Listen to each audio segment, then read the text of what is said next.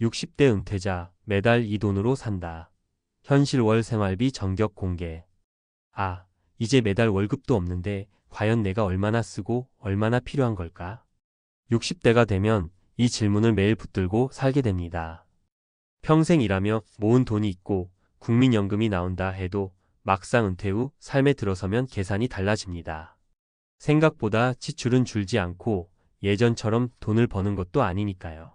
그러다 보니 대부분의 60대는 매달 생활비가 얼마나 필요한가 보단 이 정도면 견딜 수 있겠지 하며 조심조심 씁니다.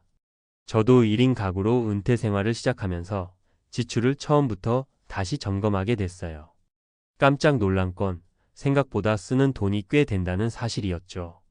물론 서울 사는지 지방 사는지 자가인지 전세인지 질병이 있는지에 따라 차이는 있지만 대체로 1인 가구 은퇴자의 한 달 지출은 다음의 4가지 항목으로 나뉘어요.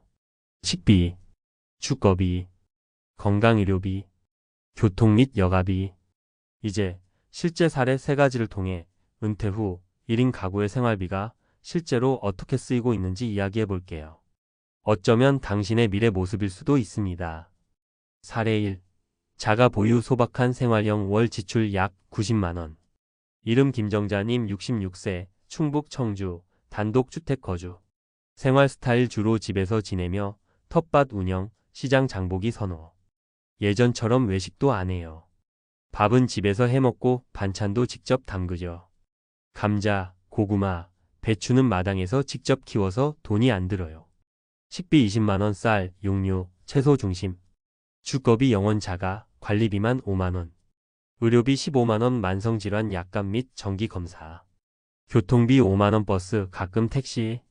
기타 통신비 15만원 핸드폰 요금, TV 수신료, 잡비. 핵심 포인트 자가가 있고 소비 성향이 낮다면 연금 없이도 생활 가능. 단 건강이 뒷받침돼야. 사례 2. 월세 거주 활발한 사회참여형 월 지출 약 130만원. 이름 박상호님 69세, 경기 수원, 월세 40만원. 생활 스타일 경로당, 자원봉사, 친구들과의 소모임, 교회 활동 활발. 혼자 지내다 보니 사람들과 어울리는 게 건강이자 즐거움이에요. 대신 교통비나 외식비가 조금 늘죠. 식비 30만원 혼밥 외식 포함. 주거비 40만원 월세 관리비. 의료비 20만원 약값 검진비 치과. 교통 여가비 20만원 지하철 모임 회비 등. 기타 20만원 통신비 옷 잡비. 핵심 포인트 사람들과 어울리며 사는 삶도 중요하지만 고정 지출인 월세가 은근히 부담. 이럴 땐 정부의 주거복지 정책도 확인해 보세요. 사례 3. 병원 자주 다니는 건강취약형 월 지출 약 160만원. 이름 이영자님 67세, 부산, 아파트 전세 거주. 생활 스타일 외출 거의 없음, 병원 재활 치료 위주. 허리 수술 이후 운동도 어렵고 약값이 진짜 부담이에요. 전에는 친구들 만나던 외출도 끊었죠. 식비 25만원 배달 즉석 식품 위주. 주거비 10만원 전세 관리비 포함.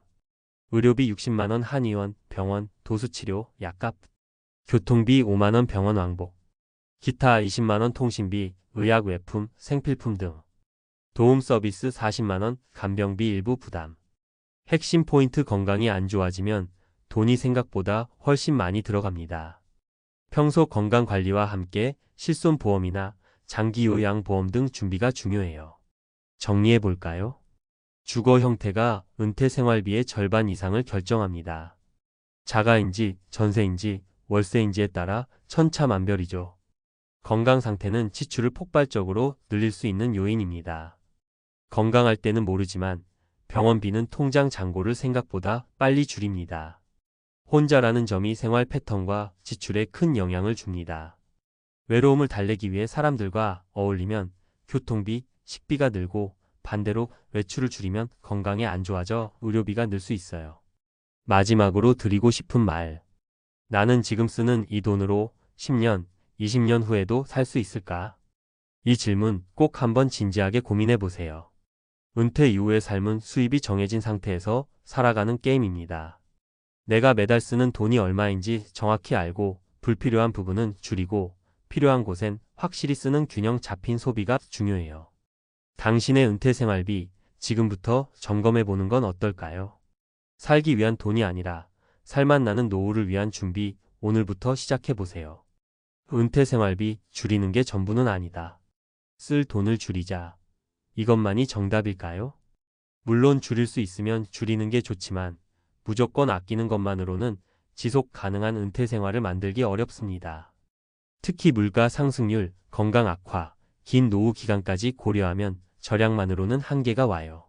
그래서 요즘은 이렇게들 말합니다. 지출을 관리하되 소득을 분산시켜라.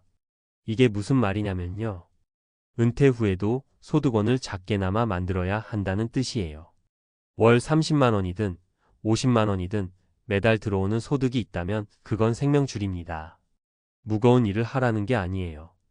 블로그 수익, 유튜브, 주 2회 강의, 텃밭, 작물 판매, 바리스타, 자격증 활용 같은 소소한 소득형 취미도 좋은 선택이에요. 실제로 위 사례 1번의 김정자 님도 텃밭에서 키운 상추와 쌈채소를 동네 장터에서 팔아 한 달에 1015만 원을 보탭니다. 이 돈으로 약값 충당하지라고 웃으시더라고요. 고정비만 잘 조절해도 삶의 질은 확 달라집니다. 60대 이후 생활비에서 가장 중요한 건 고정비입니다. 주거비, 의료비, 통신비 이 세 가지가 핵심이에요. 예를 들어 휴대폰 요금도 알뜰폰으로만 바꿔도 한 달에 3만 5만 원 절약. 주거비 역시 월세를 선택할 땐 정부의 고령자 전세자금 대출이나 매입임 대주택 제도도 꼭 체크해야 해요. 특히 요즘은 60대, 70대에게도 기초연금 외에 주거급여, 의료비 감면 혜택도 많이 있어요. 단, 직접 신청해야 혜택이 주어진다는 것 꼭 기억하세요. 비교하지 마세요. 당신의 은퇴는 맞춤형이어야 합니다. 마지막으로 가장 중요한 건요, 남들과 비교하지 않는 거예요. 누구는 해외여행 자주 간다던데? 누구는 매달 연금만 200 나온다던데? 이런 이야기에 흔들리면 괜히 소비 패턴을 따라가게 돼요. 근데 중요한 건 그 사람의 상황, 자산, 성향은 당신과 완전히 다르다는 거죠. 오히려 내가 잘 버티고 있는지, 내 방식대로 살고 있는지, 나만의 생활비 루틴을 만들고 있는지가 중요해요. 결론 은퇴 후 1인 가구 생활비 정답은 없습니다. 하지만 분명한 건 있죠. 내가 매달 쓰는 돈을 정확히 알고 꼭 필요한 고정 지출을 슬기롭게 줄이고 작게라도 소득을 만들어낼 수 있다면 은퇴 후 삶은 훨씬 안정되고 덜 불안해집니다. 당신의 노후 더 이상 막막할 필요 없습니다. 지금부터라도 차근차근 준비하면 매달 이 돈으로도 살만하다. 스스로 말할 수 있는 날이 반드시 올 거예요.